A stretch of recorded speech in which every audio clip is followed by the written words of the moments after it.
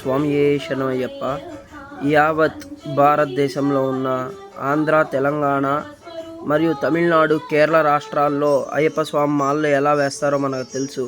కావున ఇప్పుడు ఈ నెల నవంబర్ మాసం మొదలైంది కాబట్టి అయ్యప్ప స్వామి దీక్ష తీసుకునే భక్తులు ఎవరైతే ఉన్నారో వాళ్ళు స్కూల్కి వెళ్ళే పిల్లల్ని కానీ, కాలేజ్కి వెళ్ళే పిల్లల్ని కానీ స్కూళ్ళల్లో గనక ఎంటర్ చెయ్యకపోతే ఆ సొసైటీ, ఎడ్యుకేషన్ సొసైటీ ఏదైతే ఉందో దాని లైసెన్స్ని క్యాన్సిల్ చేయాలని యావత్ ఆంధ్ర మరియు తెలంగాణ ఎడ్యుకేషన్ సొసైటీస్కి ఇంటిమేషన్ ఇస్తున్నట్టు తెలియచేయవలసిందిగా కోరుచున్నాం.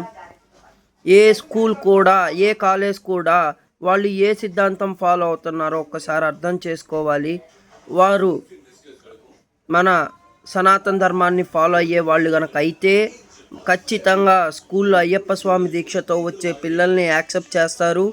కాలేజ్ వాళ్ళు యాక్సెప్ట్ చేయాలి కూడా, ఎందుకంటే ఇది ఒక సిద్ధాంతం.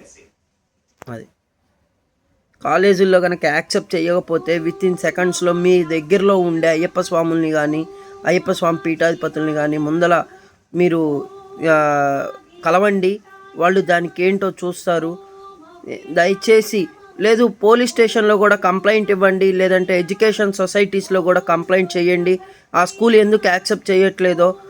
అదే ఒక క్రిస్టియన్ స్కూల్ కనుక అయ్యి ఉంటే ఆ క్రిస్టియన్ స్కూల్ ఎందుకు క్రిస్మస్లు చేస్తున్నారు, ప్రీ క్రిస్మస్లు చేస్తున్నారు, మేరీ క్రిస్మస్లు చేస్తున్నారో కనుక్కోండి.